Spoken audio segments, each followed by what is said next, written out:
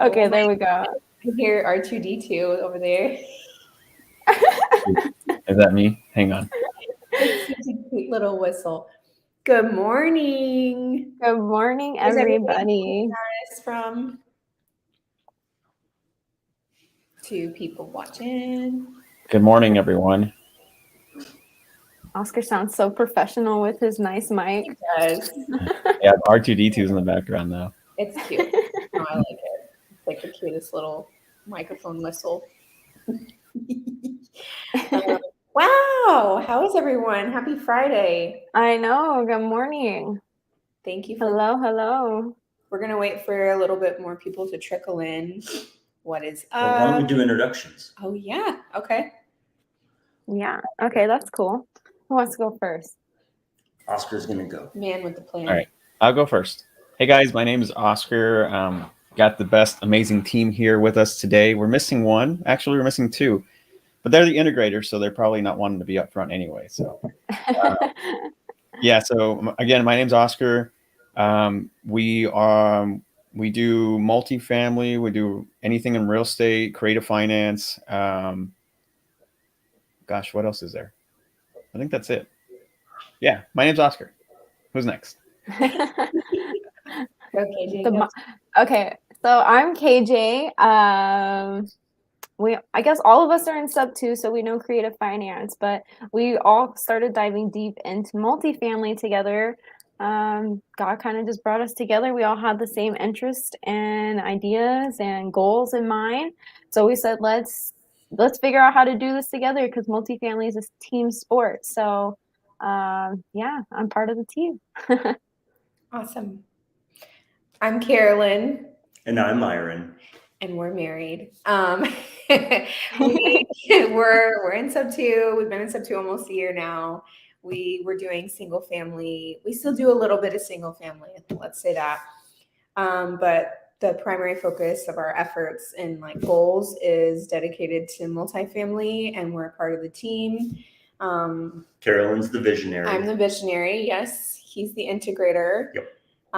But we also have like each other's qualities as well. So I have a little bit of integrator and he has a little bit of visionary. So it's a interesting and fun balance between us. And we have that great balance between the team as well.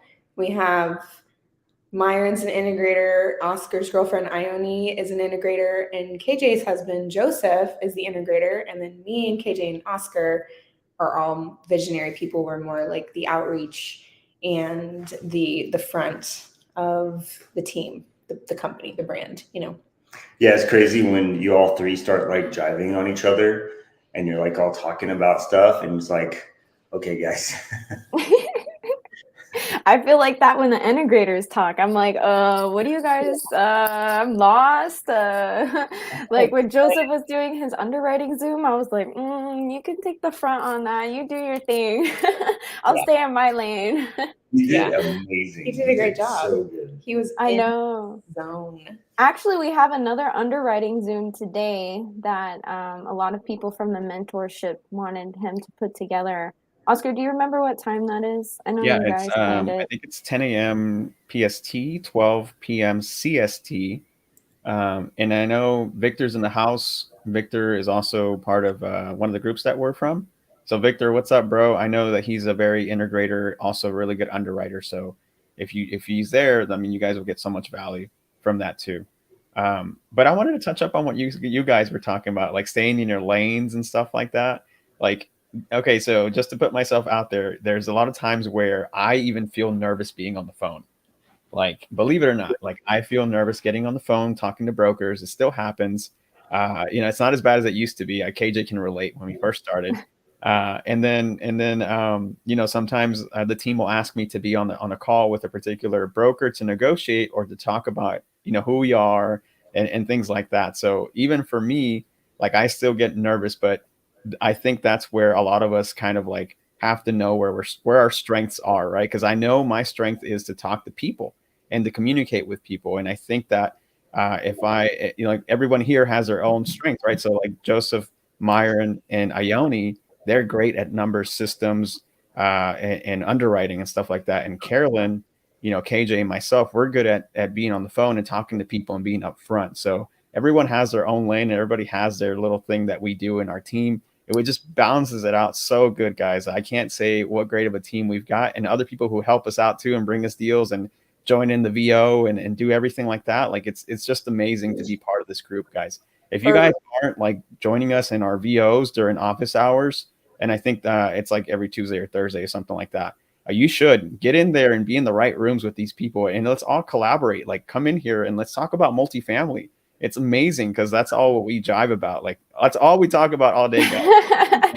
I don't think we talk about anything else, honestly. That's it. Like, so we have a really good like foundation for us as a team, and we love working with people who are like-minded like us. So if you guys have any time to join in our virtual office, hop in. We'd love to chat with you guys. For sure. How many people did we have come in yesterday?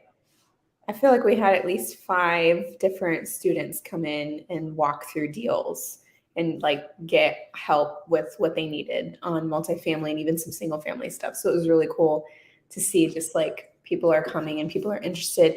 People see us doing these lives and they keep track, and we appreciate there's like 23 people watching us right now, and that's amazing. So we appreciate you guys. Thanks for Yeah, it's so exciting. Some shout outs. I'm sorry. Hey, what's up, Tech? What is up, Tech? We love Tech so much. When are you going to come back to Dallas? I know, he is awesome. No, he's back from Hawaii. And we got Stephanie Vargas, who's making a storm here in Dallas for sure. Good morning. Elizabeth Allison Berg. Good morning. And we got Mr. Tyler Snyder. Tyler Snyder. He's our guy. Love it. He's always showing up here. Finally get to join you guys on MF Live. Thanks so much, Stan. I know, it's exciting. Hey, who wants to answer this quick question that we messed up about? Yeah, I saw that up there. Let me put it on the screen. This one? Oh, sorry, I clicked it too. Who's clicking away? All right. How do you evaluate a property that has income but not from rents? Example, laundromat or an arcade. Underwriters, anybody? So I would want clarification. There's no rents at all. So you're talking about it is a laundromat, or is it an apartment with a laundromat? So I'm thinking he's just saying a laundromat. But is it like leased out? Like how are they paying rent to have that space as a laundromat? I'm assuming. But I think it'd be roughly the same. You wouldn't evaluate it like a multifamily. It'd be a commercial space. We're not really working at those things, but you would need those same. You would want the same financials. You would want the T12. You'd want the rents. You'd want all those things. The P&L. And those still work on cap rates. So isn't it classified other? Yeah. That's as far as my knowledge goes, that's what I know. We haven't necessarily scratched the surface on other commercial properties yet, like retail and laundromats and all those things. Maybe Joseph, do you know any further? No, I think I'm pretty much agree with you on that. You underwrite it the same way, right? Because it still should have rents coming in unless you own and operate the building and business. Then you should still be collecting rent. You should still want to see their P&L because you want to make sure that they're actually income producing so they can keep paying you rent. But other than that, yeah, it's pretty much the same. It wouldn't be, multifamily. It would just be a commercial space, like a retail commercial space. It would be cool to own an arcade, though. I would like that. It would be cool. I would definitely hang out there. Then we can have like our podcast area in the back. Oh, that'd be cool. Oh, yeah. Shoot. Hey, I do want to do a little shout out here, guys. So my boy Victor, he's him right here. My boy Victor, he showed up, I think last week, as one of his first introductions to multifamily. And this week, yesterday, he pitched a fantastic deal. A-class building. I don't remember exactly the amount of upside, but I remember sitting there and it was impressive. It was a very nice building. I think he's got a win on his hands for sure out there in Philly. So congratulations, brother. Congrats, One Victor. week Oh, and this yeah. guy's already making waves. Yeah, I'm I so proud of know. him because he actually did a broker call too, and it was fire, man. I'm not sure if it was his first one, but it looked like he had done 100 already, and it was just fire, man. Super great call, Victor. You're crushing it, bro. Yeah, putting Awesome. himself out there and everything. I love it. Victor, drop your Instagram in the chat so people know where to find you and collaborate with you, please. Speaking of which, though, I think we should talk about our wins, like our mentor told us to. All our little wins that, you know, I think just having gratitude and realizing that, you got to eat the elephant one bite at a time. It doesn't happen overnight. So I think when you recognize the little wins that you come across, it really shows you the progress that you've made. So I'd want to talk about Oscar. Oscar freaking talked to this broker yesterday and handled like a really, for me at least, an intense call. I wouldn't have known how to handle that conversation. And Oscar, of course, always has that smooth tone and conversation with people and swaying them so well. And I'm pretty sure we might get an LOI accepted on this property. So hell yeah, Oscar, good job for that. Like, that is a win in our books for sure. You get like a gong. Yeah, and for Right. those who just to give some context on the conversation, right? The broker had tons of calls, basically vetting us out, right? Like, who is this guy? Like, who are you guys? Like, this offer came in on my desk, and we're looking at it, but I want to know that you're serious, right? So I'm going to ask you, what are you looking for? How many properties do you own? Who is your partner? Are you guys syndicating this deal? Are you a syndicator? Are you a deal source guy? All these types of questions that they were asking that had I not known more about multifamily and all the things that we've learned, I wouldn't have done great on this call, guys. I would not. And as a matter of fact, I was kind of like, I still felt like I was getting like what do you call it? Like, he was just making it seem like we weren't serious about it, right? But after I answered all those questions, he was like, okay. It kind of sounded like that the only people who have an offer on this deal is us, right?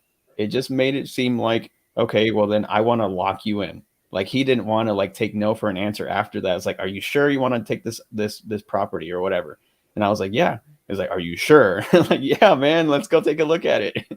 So we're going to be walking the property next week, and we're excited because I think we'll have an accepted offer soon. So super excited, guys. Oh Amazing. yeah. I think that's kind of the drill with some brokers is they want to like ruffle your feathers a little bit and see what you're made of. And then once you handle all of their objections and they're like, oh, okay, where is this property? Elizabeth asks. It's the Longview property, right? Yeah, it's in Longview, Texas. Yep. Longview, Texas, and it's an 89 unit property. But wait a minute, don't you have another deal that's gonna get accepted? Yeah, Carolyn, do you want to talk about that one? Oh gosh. Okay, so Myron and I went to do a walkthrough on multifamily in Dallas last Friday. I think it was last Friday. Yes. And it is a 66 unit. Half of the units have been, or maybe just a little under half, have been remodeled, and the other half are still, have that value add opportunity. So, we submitted our LOI for it, and the brokers that met us for the walkthrough, they were coming on strong, just trying to see what we're made of, like grilling us. We didn't really let it phase us. Okay, the guy was like, if you're in the Dallas market, you need to come ready with a ski mask and like ready to, take over. And we don't play around over here, and you need to make strong offers and just trying to give us crap about the offer that we submitted on our LOI. And so, basically a week goes by, and one of the brokers calls us back, or called Oscar back, and basically said that we are in consideration for our offer being accepted for this property. They were trying to create some sort of like other contingencies, like we needed to come up in our asking or our purchase price, like $250,000 or something like that. And they wanted some other things figured out, but they said, we're in the running, like we're the backup offer, which quite frankly, I think we're the only offer, and they're just playing with us. But did we submit that already? We submitted the new one, the revised one? We submitted We it did last night. We did Yep. the revised offer on that 66 unit last night. Myron did. So we'll see. I know, right? So these are lots of wins for us. Like, no, we don't have anything like contracted yet, but we have to remember to embrace the wins of what we're doing. We are doing walkthroughs. We're submitting LOIs. We're having potentially 2 LOIs being accepted today. So that's incredible. KJ and I have been collectively calling 60 brokers a day. So what? By yesterday we had.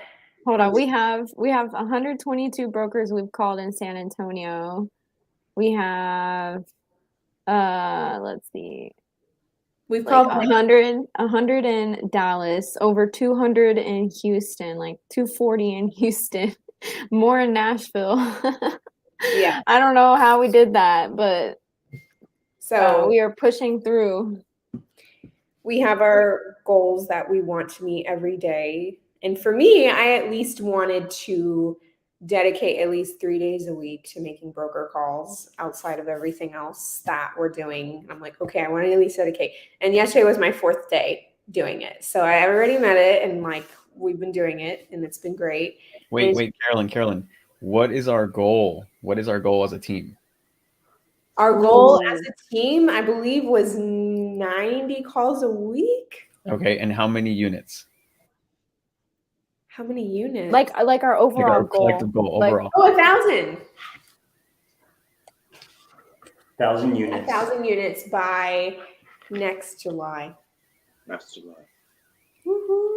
And we're on the way. July. We're on the way, 100%. Guys, and that's 60, was it 68 units, right, in Dallas 66. that we're looking at, and then we're looking at 80 plus units in another one, and yeah, and then we've got you didn't mention the one we have in our contract right now. No, I didn't. That's true, because we have, I mean, I think a lot of people here have heard, but just for fun, we're going to say like we have a contract. It's under contract. We have a 30 unit in Corpus Christi that we closed on seller finance, 50-year note, 3% interest, 5% down payment, deferred payments for 3 months. 3 months. 3 months, and it's an escrow. EMD is locked in and everything. So, sheesh, we need some fires in Hey, the we need some fires. chat. Wait a minute, Carolyn, did you say 50-year note? 50-year note. But that's unheard of. Guys, put some fires in the chat if you think 50 years is good. Yeah.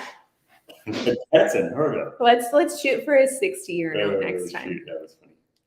You know, while Well, we're going out there, let's go for 100. Let's go for 100 We can years. just pass it down. Let's So hit the what world is record. our goals, guys? Like, what does our buy box look like? So if people want to bring us deals to work with us, what does that look like? What is our buy box? Yes. Yes. Whoever wants So- to explain. I got you guys. So it's 40 plus units. 40 plus units, right? 40 is the minimum. Go as big as you can get. There's no maximum, right? We want either class A, B, or C. That's pretty much all of them except the ones in the hood. We don't want to walk outside and be worried about getting shot. That's pretty standard for us. Cap rate, we generally want to be about 5 to 8%.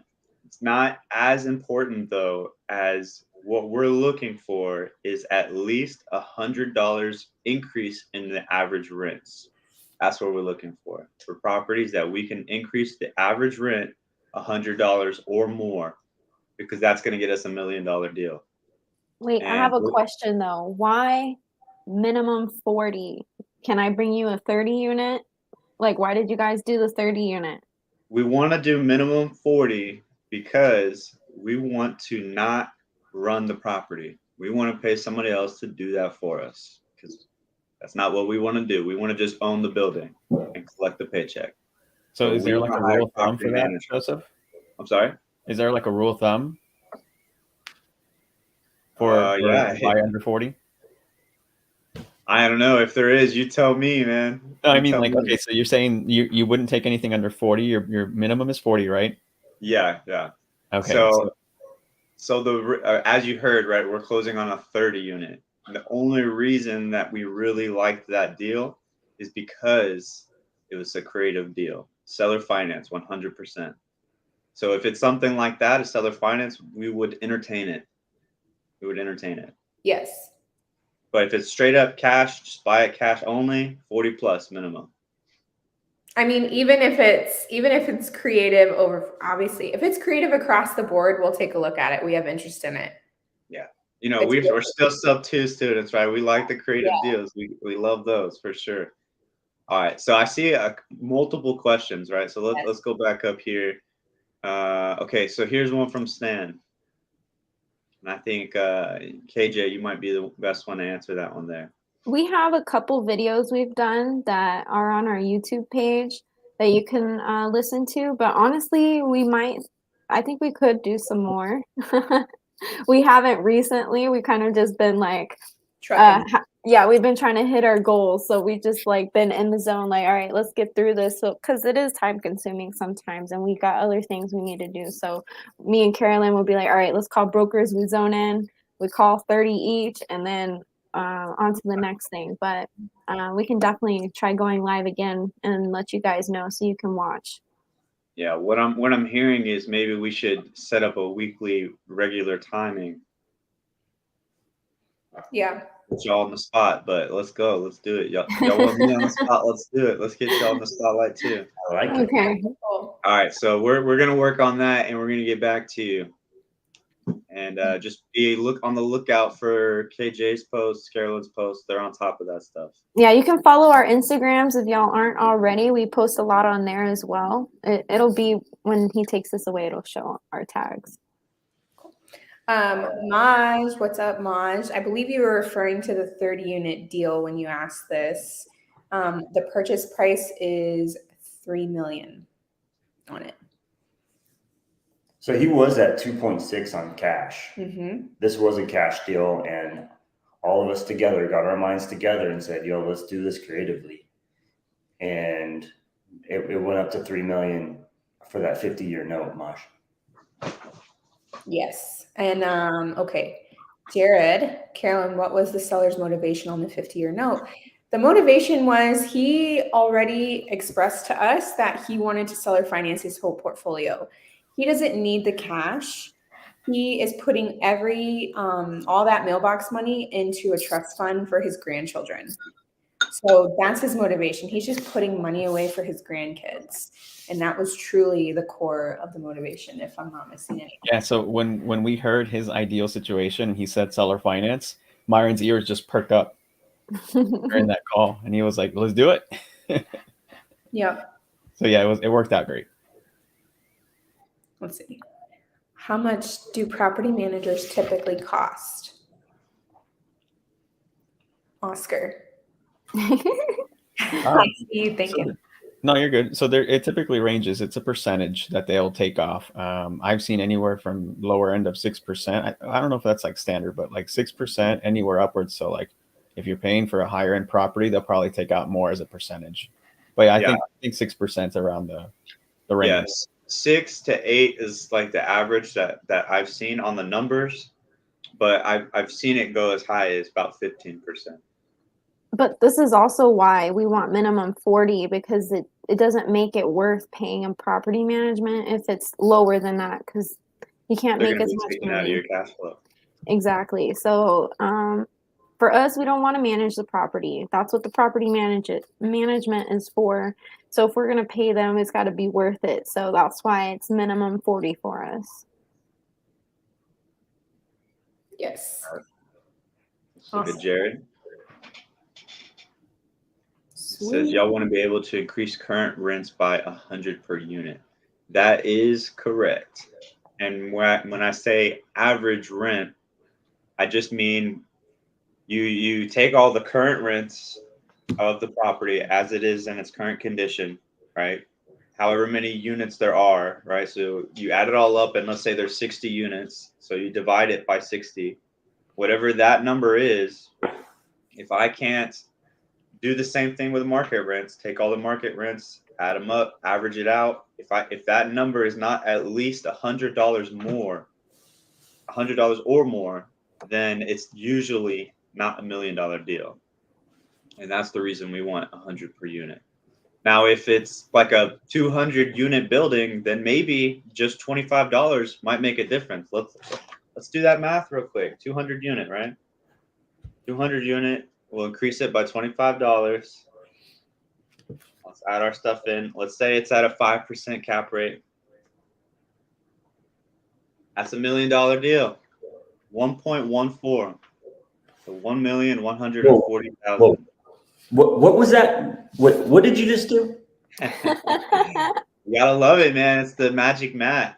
Once I learned this, I kept doing it. All right. So 200 units, right? 200 units times $25, which is what I said we could increase the average rent by. Okay. Times the number of months in a year, which is 12.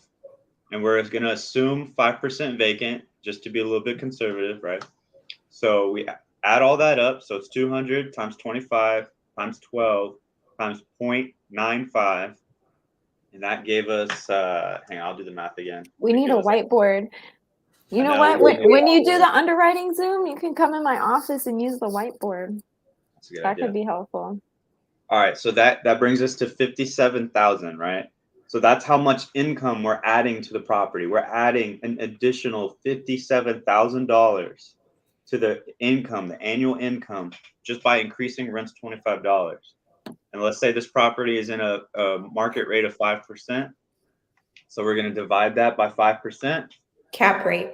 Yeah, that's the cap rate, market cap rate.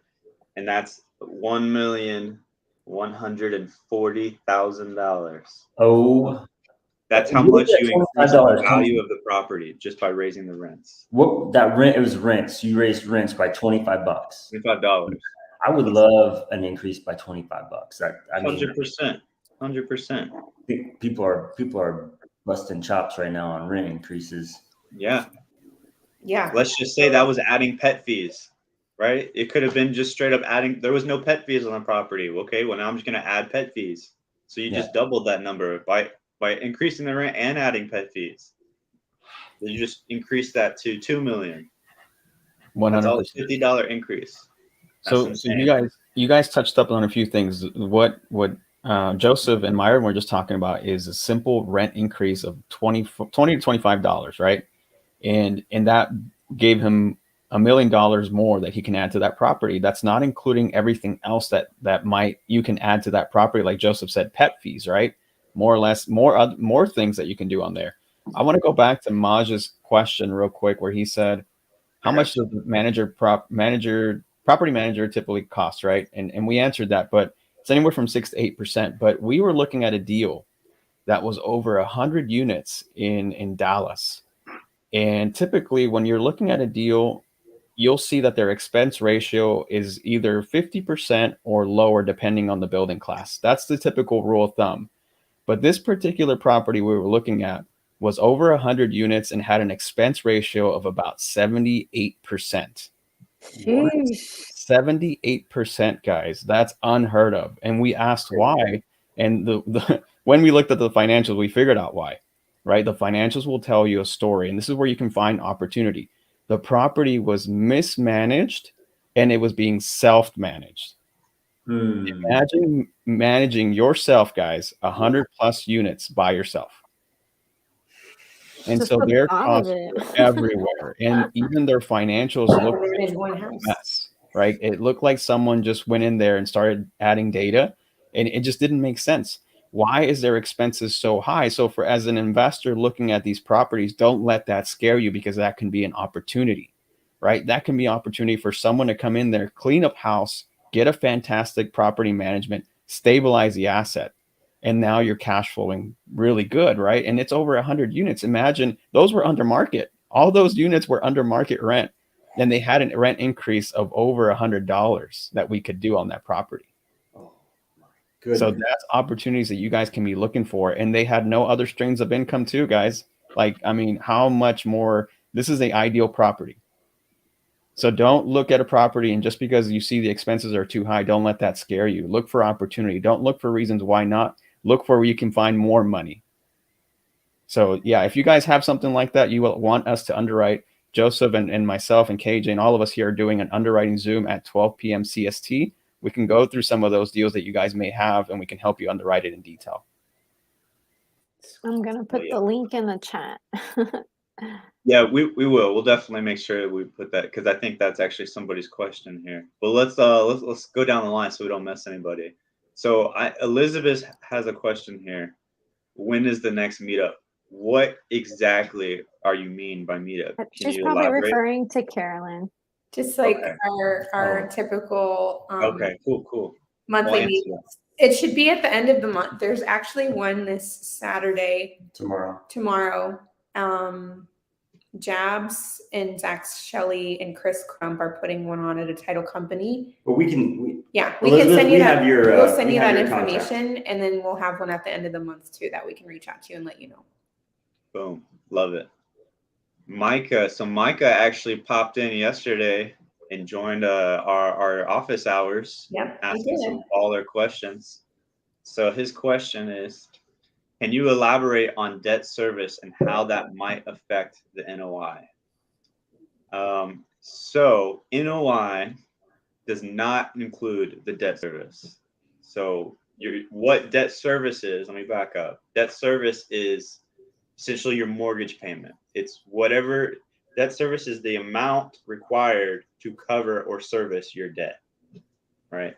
So if you're having to pay $20,000 a month to pay off your loan, you need to make sure you're making more than $20,000 a month, right?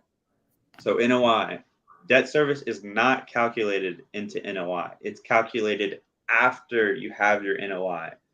You get your NOI by total income minus total expenses. And if in the expense report it shows that it's including debt service, you want to make sure you account for that and take out that debt service, because it should not be included in NOI. So the way it would work, right, is NOI is your net operating income. And that's essentially the amount that you have left remaining after you've paid all your expenses, all your employees, all your property management, everything. That's the remaining amount left.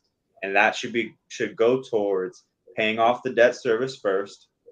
And then it pays off any capital investors. I believe they're LPs, any LPs that are involved in the deal. They always get paid out first. They get their percentages. And then after that, whatever is left over goes to the general partners or key principals. And that would essentially be the people running the deal.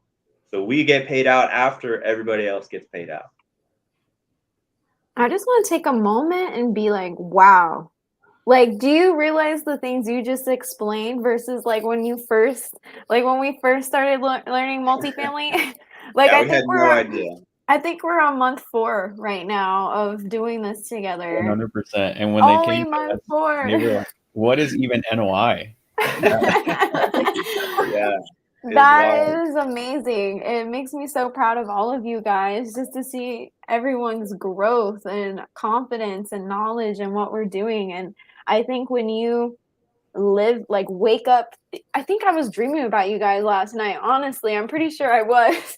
I we're together so much, and all we talk about is multifamily. We wake up talking about it. we go to sleep talking about it. Sometimes we have late virtual office where we get ideas and we're like, guys, jump on the VO. We got to talk about these deals or whatever it is. And it's just amazing. Like when you put your mind to something and you actually take the effort to take action and put in the work and surround yourself with people that are going to help you get where you need to be and not giving up on yourself. It's just really amazing when you can take a moment to look back and see how far you've come. So I'm just proud of all you guys and anybody else who is watching. Like, I hope that's some inspiration or motivation that like we are literally on month 4 doing this. And it's just crazy. And I hope we can do deals with everybody here. Like, I want everyone to be a millionaire. That's the goal. So multi-millions. Exactly. It's exciting. Love it. 100%. Carolyn, do you want to answer this question? Yeah, thanks for joining, Maj. How do we reach out to brokers and go about developing that relationship? So we will post that Google Drive link here in the chat in just a second.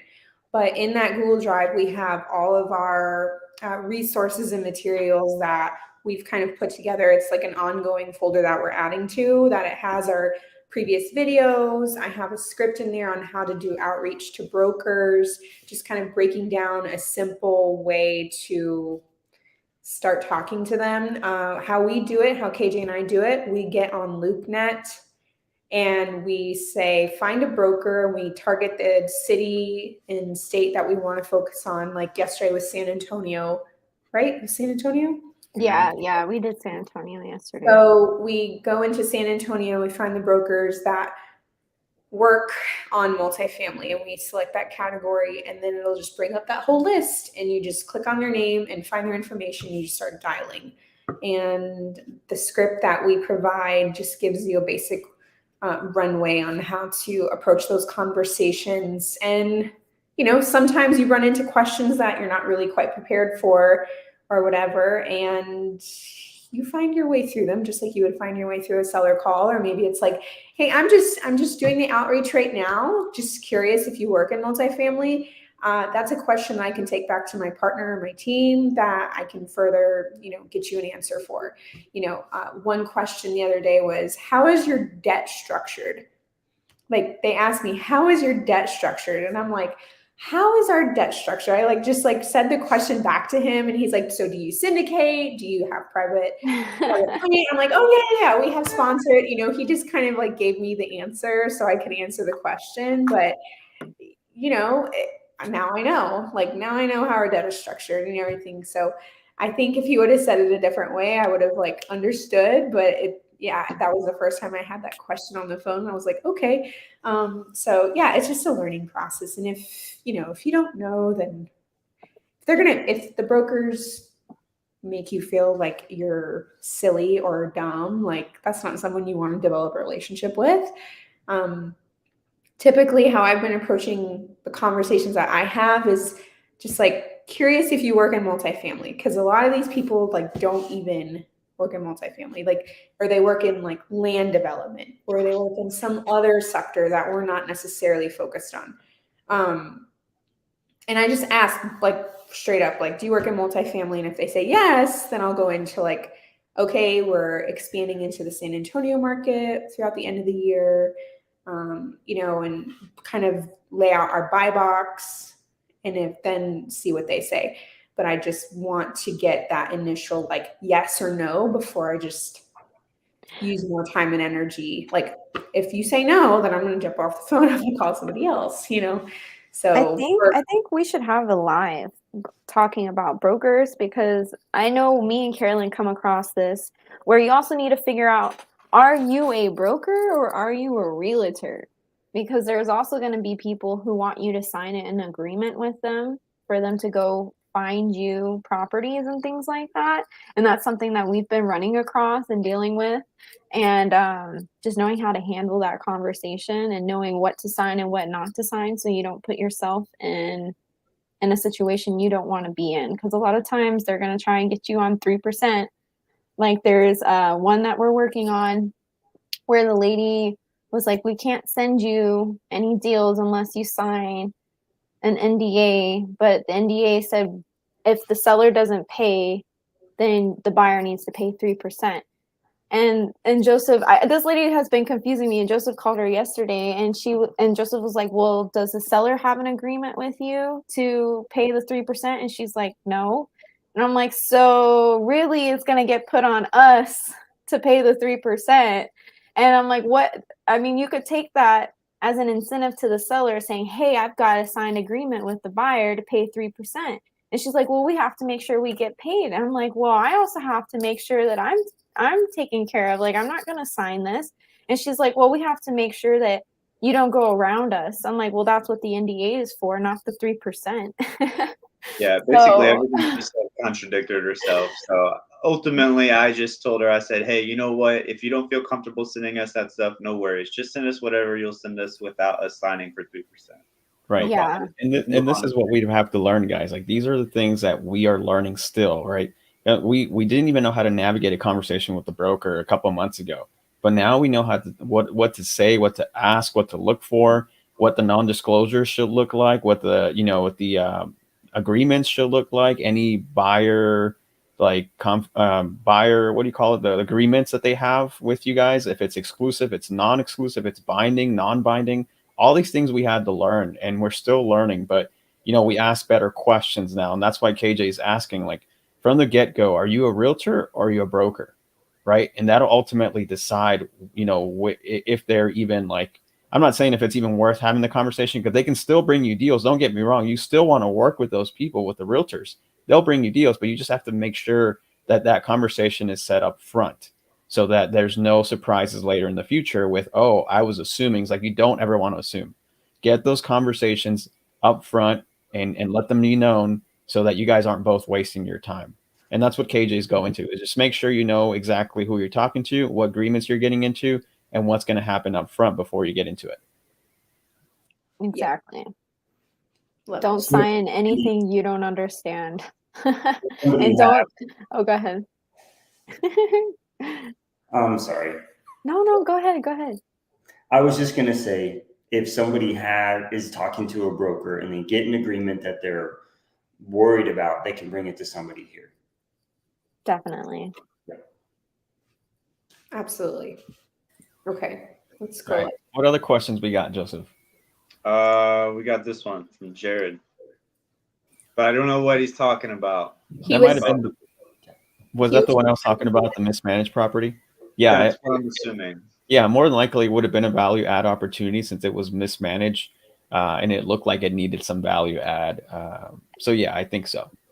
Yeah, essentially, for anyone that doesn't know, a value add property is very literal. It's literally any property that you can come in and add some kind of something to increase the value of the property.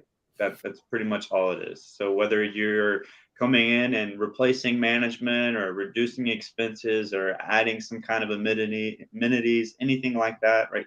Literally anything you do to the property that is ultimately just going to increase the value of the property in the long run, that's a value add property. Anything to increase the NOI. Yep. yes. Okay, we got a statement from Crystal here. "I see people utilizing property management for short-term rental all day long, with hosts that have less than 6 short-term rentals." So I was talking to someone, Jonathan Newsom, shout out to him. I was talking to him about short-term rentals and management properties. And so when he was telling me that they underwrite the deals with a management property in place, you typically want to budget anywhere from 20 to 25% for their fee alone for the management properties, and it's high. It really is. And so I know he was telling me how they underwrite it. They underwrite it conservatively every single time, as they should. But they are typically seeing, like, you can reduce those costs, especially if you have like 1 or 2 short-term rentals, by self-managing it. And that's probably your better play, because if you can't justify 20 to 25% off the jump, then you probably should be self-managing your properties, because that's a lot that they take out up front, not to mention all the other fees and everything that goes into the property. So yeah, that property management and short-term rentals is a whole different ballpark.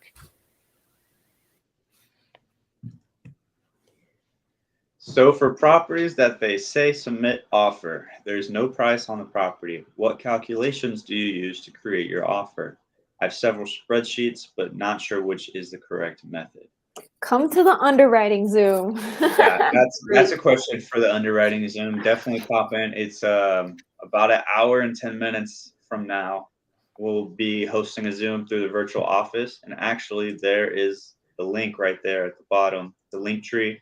It's attached to both my Instagram and KJ's Instagram, and we will post it again before we hop off. But that's the link. And to short answer your question, you need at least an NOI and a market cap rate.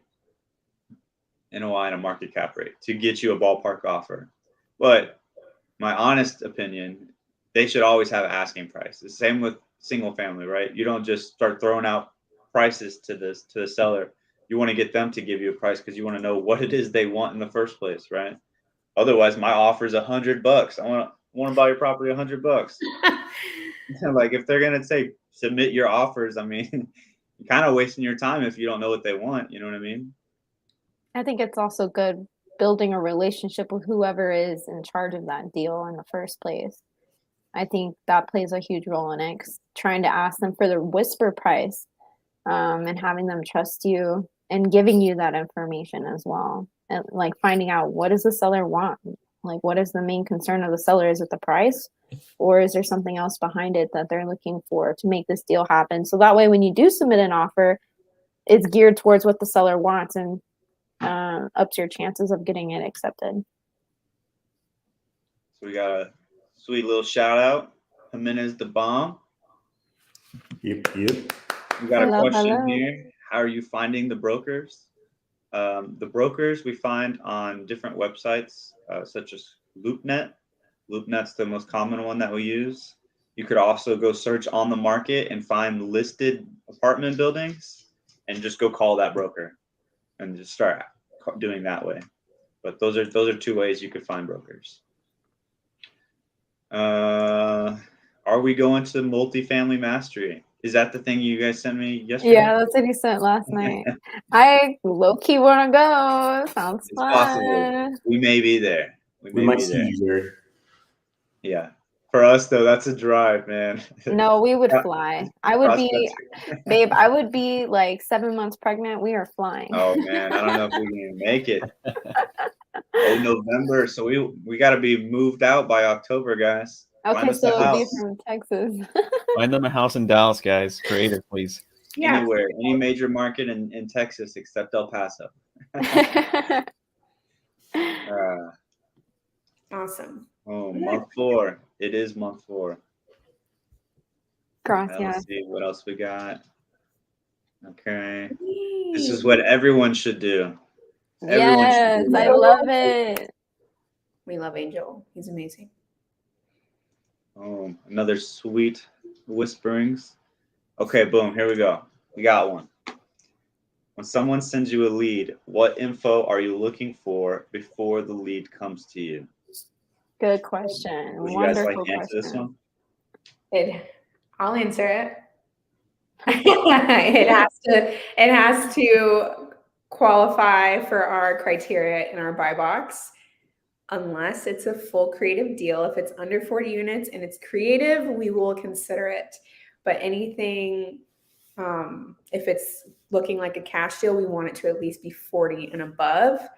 And we can drop our buy box in there. The form that we have to submit, it's like absolutely required. You need the financials, the T12, the OM, the rent roll, P&L, like all of the core documents that we need to start underwriting. It won't let you submit it unless you give us that information.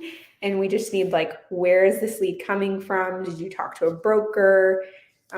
Your contact information. When was the last time you spoke to this person, this lead, and everything else. So that's really the core information that we need, is those financials. I'm also going to throw this out there to be the devil's advocate. If you guys submit the lead and there is no your information, like we don't know who sent this to us, we will not know who to give credit to or follow up with, and you're basically just giving us a free lead. Yes.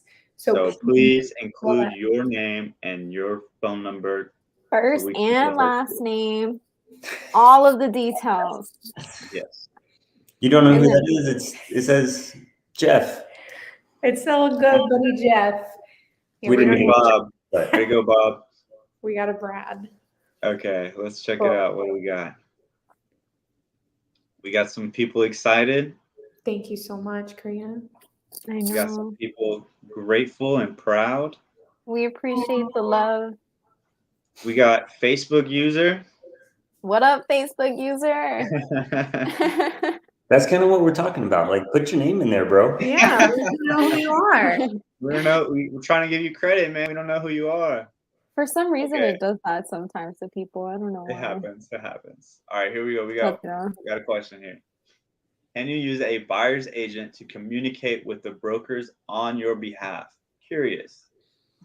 I would say yes, you can, but you generally want to deal directly with the person that has the deal. But you definitely can use the buyer's agent. And the reason I say that is because I'm a control freak. I want to control the aspect of the deal because that's our money, that's our livelihood, and I don't want to rely on somebody else that may not care about it as much as I do.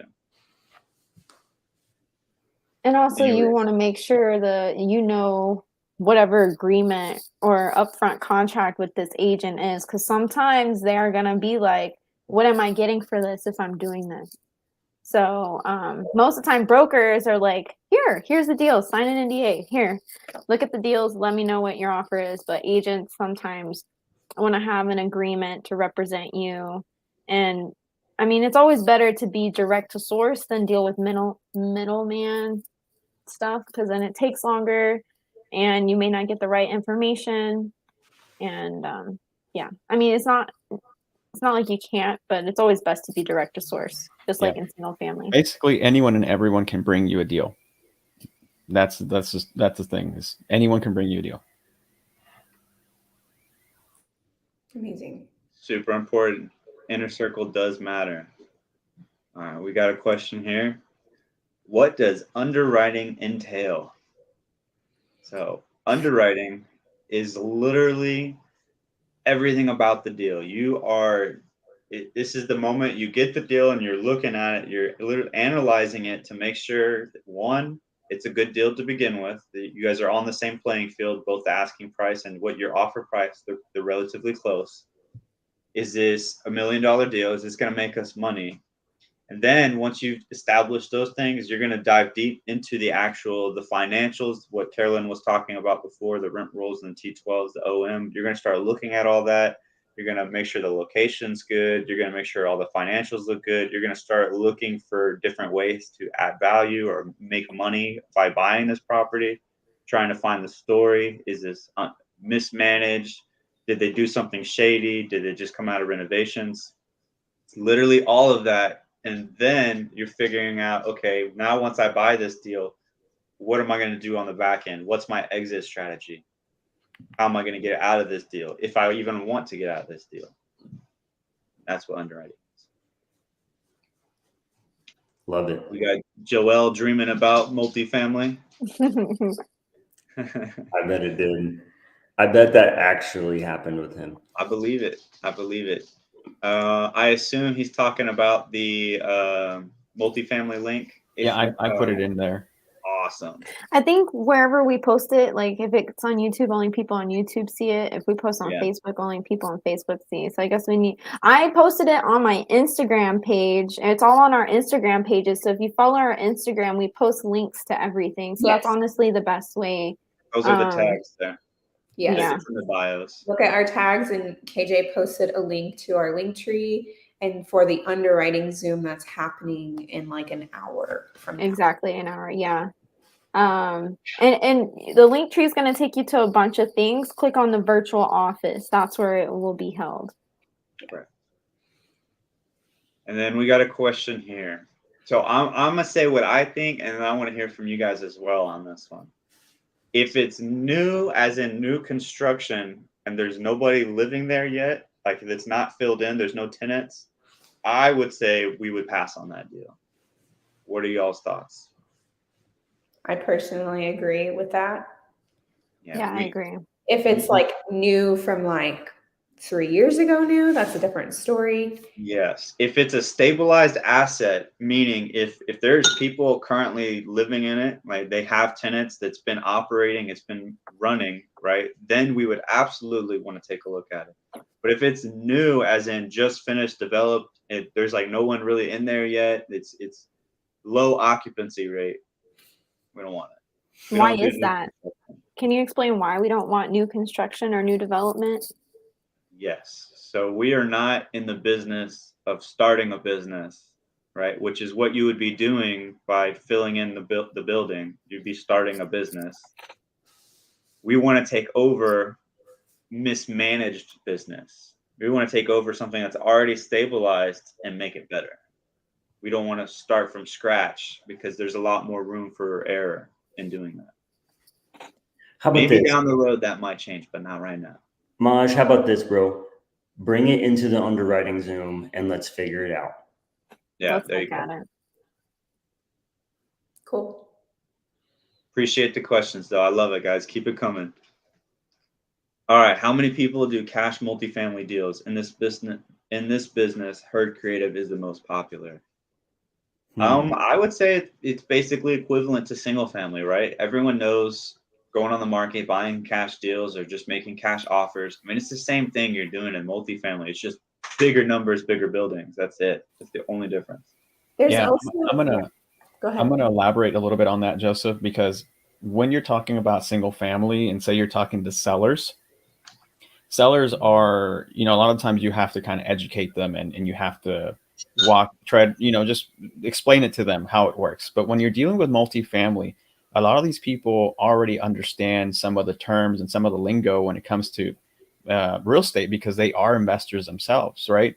So when you have to talk to them about seller finance or owner financing, they already understand how the concept, how it works.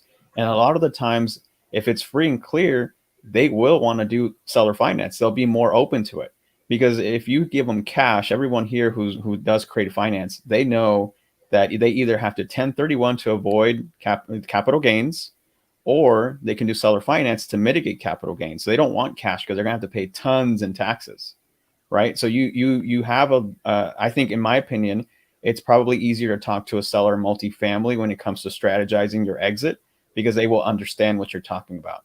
Unless they're mom and pop, it might be a little different, but they still understand seller carry, right? So you have a leg up if you understand creative finance and multifamily. They will actually be for it because they don't want to pay taxes. They want to mitigate it. So and that's my opinion. And I agree with that. Awesome. Well, shout out. Thank you. Thank you, Joelle. We Our found number one out who fan. Facebook user is. Oh, Carlos Ruiz. Love it. There's the link again. Oh yeah, someone asked when's the underwriting Zoom? Oscar, did you discuss the Amarillo units? I did not, Elizabeth, but bring it to the underwriting Zoom and everybody can see it.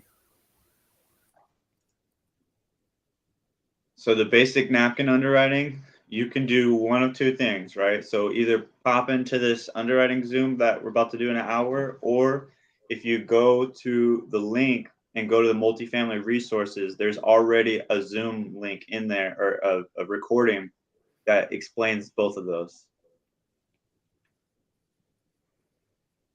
And if you guys want to be updated, follow us on Instagram. We post everything there and turn notifications on so you don't miss when we post and go live.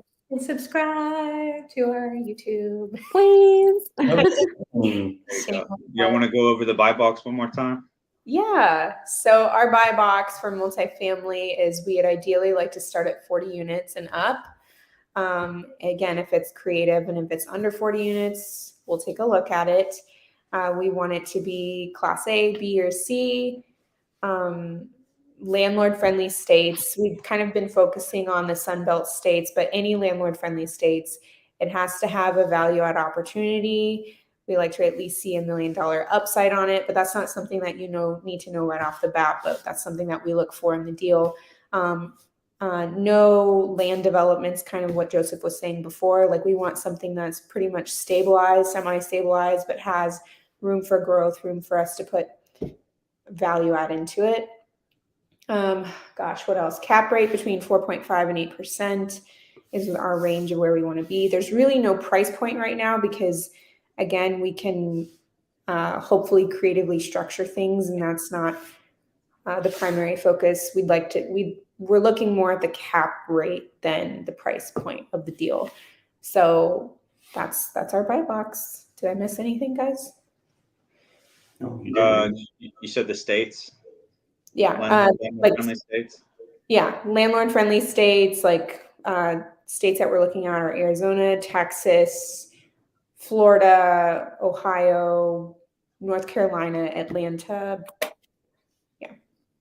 Yeah, and Tennessee as well. Yeah, Tennessee. Yes, Tennessee. We want to do a deal with Yatong and Justin in Tennessee. And then to piggyback off of this, he says, to clarify, you want us, the people bringing the lead, to know and understand the financials before we throw it your way, or do we just need to be able to provide that information?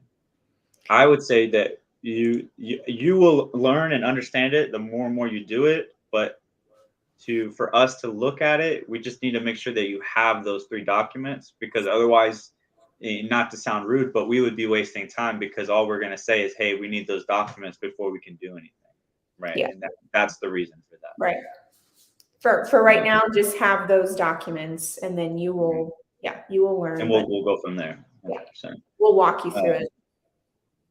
I have the toughest time understanding cap rates. What's a good cap rate, and how do you know what an area cap rate should be? That's a great question. Does anyone want to answer this, or should I do it? I think you should, bro. You had a great explanation of cap rate last time someone asked you about it. Okay, let me just see what I said last time. Cap rate. So cap rate is, I believe it actually means capital rate of return. And I believe that's what it actually stands for. Don't quote me on that part, though. But what it means is the cap rate is essentially the percentage of money or capital that you are getting annually on return. It's similar to cash on cash, but it's not the same thing, right? So basically what it means is each year you are essentially getting that percentage in capital and returned back to you. So the way to find that out is, the easiest way is to call a property management company in that area that you're looking for and just ask them, hey, I'm interested in purchasing a property out here. And you could tell them it's class A, B, C, whatever it is that you're looking at. All right. And just ask them, hey, what do you normally see for market cap rates in this area for this type of building? And then they'll tell you, because they're the ones that are working on it. They're the ones that are producing the cap rate, because they're the ones managing the properties and running them the way that they're being run to produce the capital rate of return that they're producing. I hope that would explained it well. Yeah, and typically, I think that was Daryl, but typically, Daryl, what you'll see is some of the higher end buildings or newer builds will have a lower cap rate because they are a little bit more pricey, and they're nicer. And some of your older units will have a higher cap rate.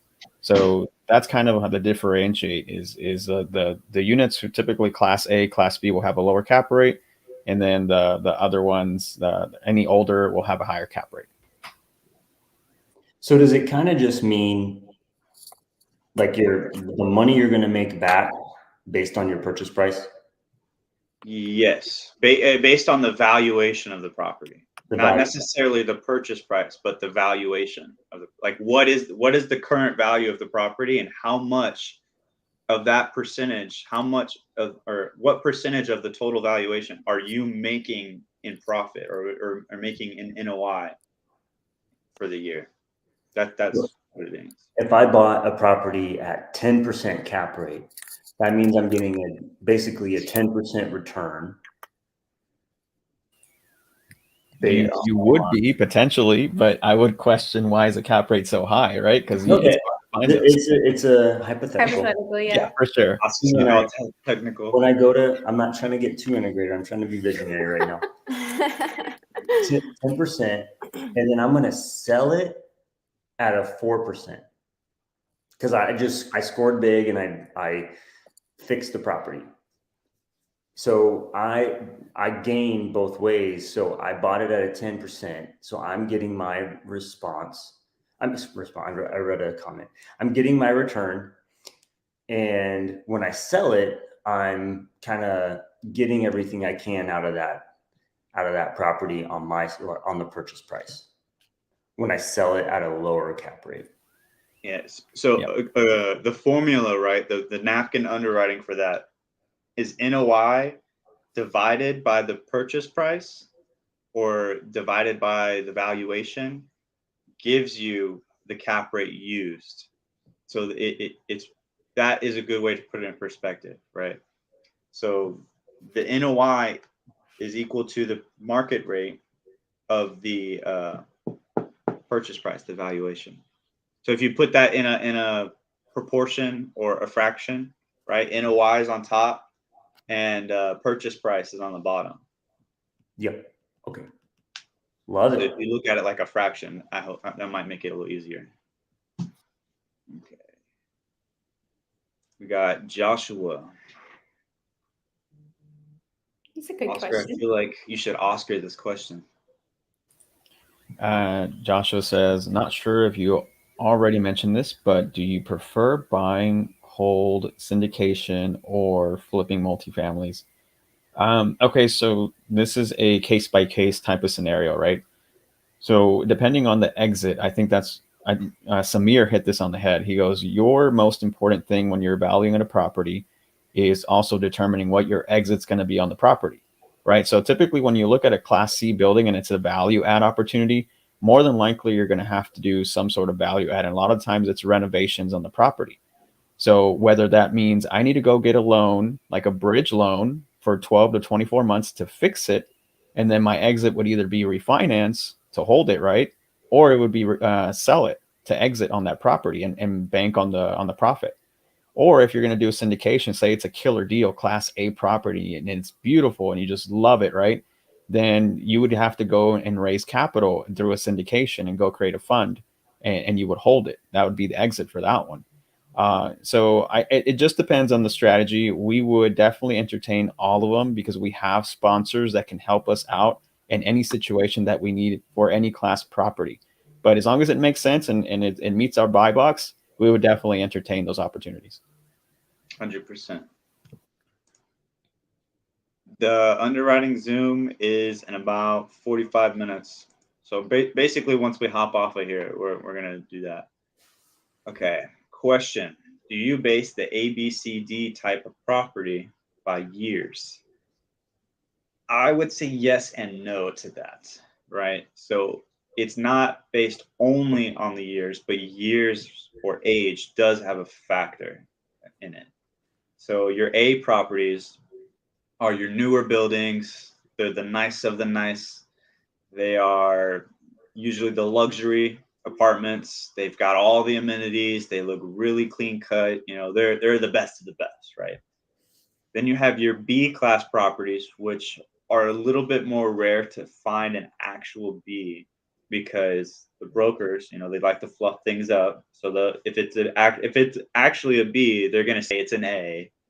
And if it's a C, they're going to be like, oh, it's a B minus. You know, I've literally seen someone put the minus and pluses before, but there's no such thing as that. A B, it's either A or B or C or D, right?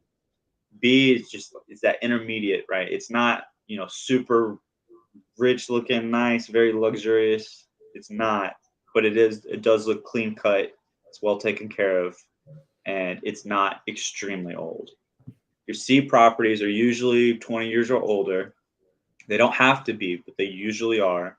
They need a little bit more work. These are usually going to be your value add properties where you actually have to come in and do, you know, some renovation budgets, things like that. And your D properties, very similar to your C properties, but the biggest difference here is location. Is it in a not so great area? If so, it's probably a D. Ooh, wait. Got lots Great of answer. questions. I know. Okay, there's the buy box again. Thank you, Barbara. Okay, it's just, here we go. If a seller wants to 1031 exchange a bigger property or to a bigger property, they just want to cash out. How do we convince them that creative is the better option outside of saving on taxes? We're actually still working on one of those right now. He initially told us that he was open to creative finance, and then he talked to a 1031 company. I think that's what he said. And now he thinks that he can 1031 his property into single family. He has a 16 unit. He wants to convert to multiple single families, which he can't do. And his 1031 company told him he could. So it's a little bit of a different situation than this question, because they're in the question you're asking if they want to go to a bigger property. Well, what I've learned is that it has to be a similar or like property. So like if it's a multifamily, it has to go to another multifamily property. If it's single family, it has to go to another single family. If it's land, it has to go to another land property. So that is one thing. We'll just get that out of the way. But as far as convincing them, I don't think you do, man. And you guys correct me if I'm wrong, but if a seller wants to do something, and they're going to do it, you give them all the facts, you give them your thoughts and your opinions, and you know what you've learned to be true, and you lay it on the table. Hey, I'm just here to help you, man. I just want to show you what I know so you can make the best educated decision for yourself. And if they choose not to do that, I mean, that's up to them. You know, they're adults, they're grown people, and you can't force anyone to do anything. Right, 100%. And so what I would say to that, Maj, is when you're dealing with someone who thinks cash is king, you might, typically they're older, right? They want to retire and they would just want to cash out. They're wanting to get out of the game. The way I talk to sellers, and this is probably, you know, like a little, I can go and elaborate a little bit more, probably in its own Zoom or something. But when you're talking to a seller, right, the best way to relate something to them, not convince them, but the best thing to do is to tell a third party story. That's the best thing you can do. You can tell them, hey, I was working a deal in Dallas. It was a gentleman wanting to sell me a 24 unit multifamily deal, and his purchase price was 6.5. And I told him, I have no problem with that, but how are you going to mitigate capital gains? And he never thought about that. He goes, okay, well, what do you mean? He goes, yeah, they're going to take a certain percentage right off the jump whenever you get this cash. That means like almost half of your money will be gone because of taxes. So how are you going to mitigate capital gains? He goes, okay, well, what if we do seller finance? And it was his own idea, right? And then he's like, yeah, so I actually helped out a seller who was also in the same predicament, and we did seller finance to mitigate all of his capital gains. And so I told him a story that planted a seed in his head, right? And it didn't happen right then and there. It just kept doing more and more conversations, but I planted that seed in his head that there is a way to mitigate capital gains, and here are the pluses about doing seller finance, right? And that kind of got him to go, okay, well, let me think about it some more. And eventually we structured something that we were going to do seller finance that worked for him. So you definitely just want to be able to tell a third party story. You won't do any convincing. They'll just be like, okay, that sounds like my predicament. I think I would rather do something like that. I would approach it that way. 100%. Okay, what do we got? We got Adrian. Do we find creative deals through brokers often? I would say they are out there. What we've done is just asked, are they open to seller financing? And as Oscar was, explaining earlier, they already know what that is. And if they are open, a lot of them have already said that they would be interested in, doing something like that. We've had multiple. I know KJ has talked to a couple people where in the OM, it says that they're open to seller financing. Like they're asking for a seller financing offer, right? They are out there 100%. Yeah, and just when you talk to a broker, like the brokers understand what owner financing, seller financing may be. Some of them may understand what loan assumptions are. Some of them understand subject to, some of them have creative strategies that they also know themselves. But when it comes to talking about creative, remember the broker's the person in between. They still have to go and talk to the seller about it, right? So if you can elaborate great to the broker understood it, then you're banking on the broker going back and talking to the seller. And if they can't articulate it the same way you did, where it makes sense to the seller and it relates to them and it works for them, then you're going to have an issue there too. So if you're going to do anything creative, I would suggest try getting on the call with every single party that needs to be on that call, because then that will be the best way for you to explain the creative finance stuff. Everybody will understand, everybody will be on the same page. You don't have to pitch it multiple times, or you don't have to depend on someone to do it for you. So if you are going to do that, make sure everybody's on the call. Agreed. Goes back to controlling the deal. You want to control the deal. Okay, we got Joelle. Should we do like 10 more minutes and then get prepared for the next stuff we got? Yeah, let's blast through these questions. We're gonna get through as much as we can, but we gotta hop off and get ready. So, what do they expect when offers get accepted? Heard some of them want EMD instantly. I would not put any money down until I have gone to see the property.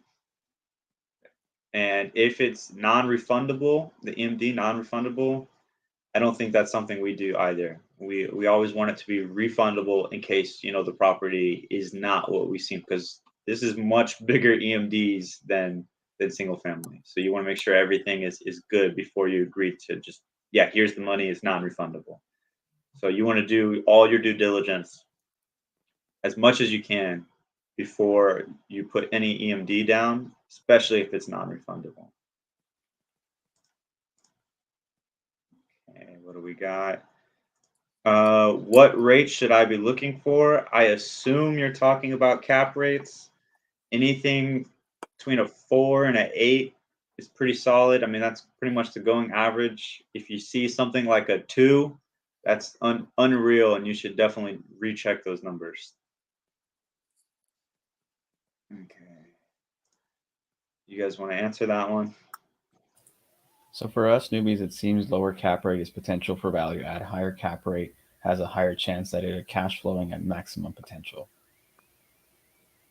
I think it's kind of the opposite, right? So lower cap rate is more of a property that's already stabilized, and a higher cap rate would be more of a property that needs to be like fixed or some sort of value add. Correct. Correct. Yeah. Because the think about it this way: the lower the cap rate, the higher the value of the property compared to how much you're actually making. Because remember, if you think about it as a fraction or proportion, the smaller that fraction, the more that property is worth compared to how much it's actually making. Okay, we got Jared. So most likely, they already know the area pretty well. Like for Houston, I already know pretty much what each of the classes are for the cap rates. And you generally stay within a rule of thumb. Like C's are usually 5.5 to 7, somewhere in that range. B's anywhere from like a 5 to a low 6. It ranges, and it depends on the market.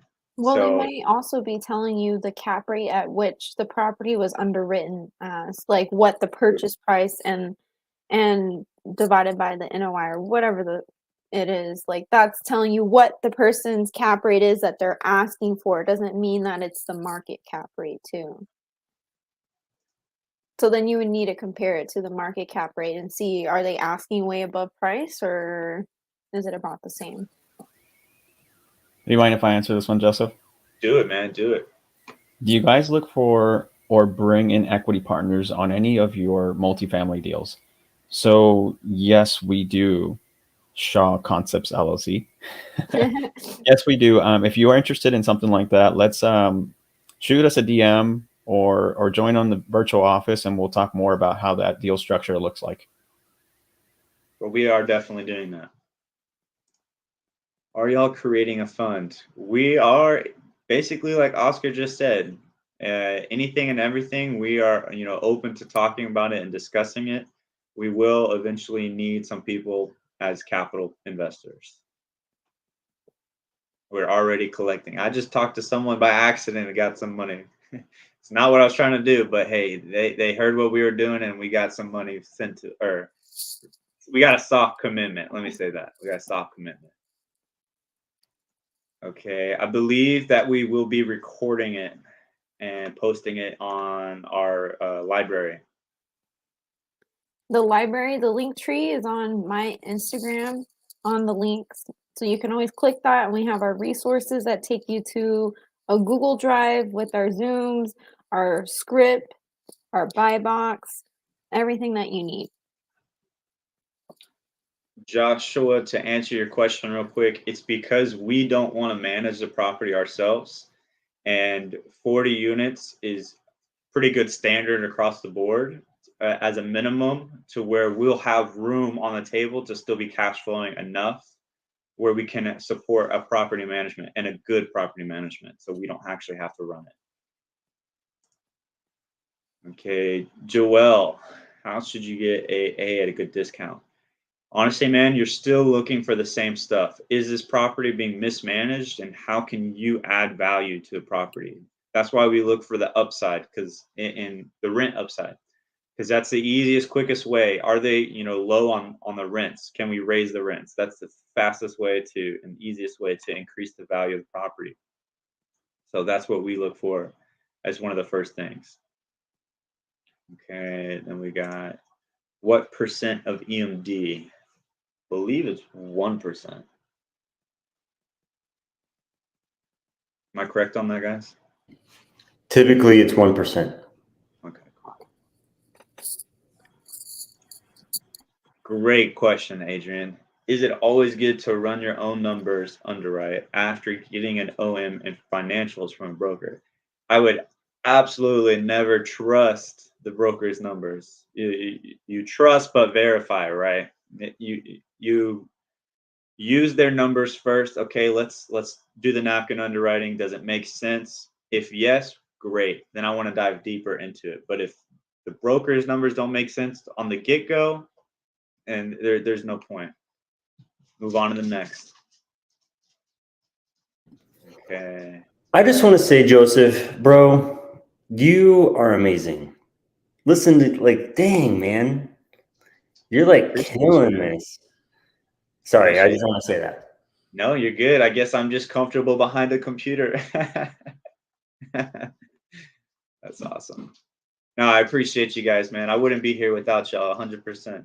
I mean, like we said before, KJ and I, we came to this not knowing anything. You guys were already started, early on, but had already, you knew what NOI was. And I threw up Joel's. I believe he's talking about the broker script in the that Carolyn made in the multifamily library that we got. It's in that link. Yeah, that link right there, actually. Multifamily resources is the thing.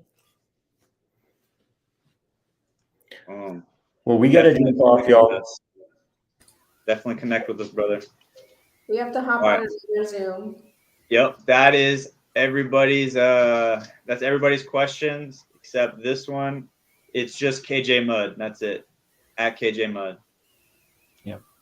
Cool, guys. We appreciate you guys being here. Hop on the Zoom in 30 minutes to get your underwriting stuff, underwriting deals. Bring us your deals. Let's take a look at them. And thank you, everyone, for being here today. What you're doing is every Friday at 10 a.m. Central Standard Time. So if you guys have any questions for us during the live, we are here for you guys. Also, we would throw down our link for our link tree. So if you guys ever have any questions, join us during our office hours. We will be there. Anything else, guys? I think no, sir. I think that's it. Just want to say we appreciate you guys. We would just be sitting here talking to ourselves if y'all weren't here. So we appreciate y'all coming in, asking great questions. We'll see you soon.